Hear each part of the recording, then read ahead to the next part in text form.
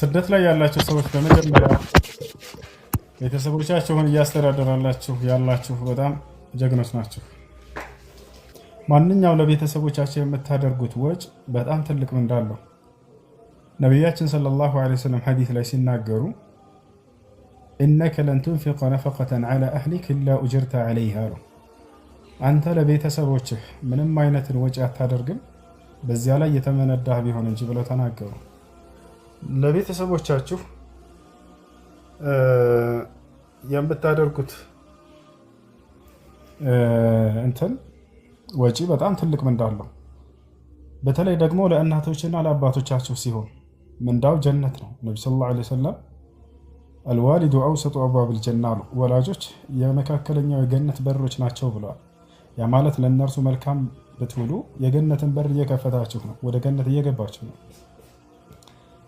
በሌላ ቦታ ላይ ነቢያችን ሰለላሁ ዐለይሂ ወሰለም የሆነ ወጣት ልጅ መጣና ጂሃድ እየመለመሉ እያለ ሰዎችን ያ ረሱለላህ ኢዘን ሊ አን ኡጃሂደ ፊ ሰቢሊላህ አላቸው። አንተ የአላህ መልክተኛ ሆይ በአላህ መንገድ ላይ ጂሃድ እንዳደርግ ይፍቀዱልኝ አላቸው።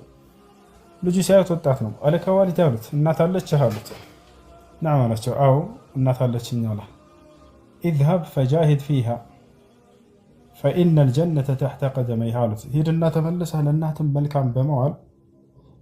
መልካም በመዋል ጂሃድ አድርግ፣ ጀነት ከእናትህ እግር ስር አለችና አሉት። እዚህም ጀነት ፈልገህ ነው አይደል የመጣኸው? እዛ ሂድና እናትህ ስር ትልቁ ጀነት አለ አሉት። አያችሁ። ስለዚህ በጦር ሜዳ ላይ ከሚደረገው ጂሃድ ይልቅ እናትና አባቶቻችሁን ህይወታቸውን ለመታደግ ብላችሁ ለእነርሱ የምታደርጉት መካደም የበለጠ ጂሃድ እንደሆነ ከዚህ ትረዳላችሁ ማለት ነው።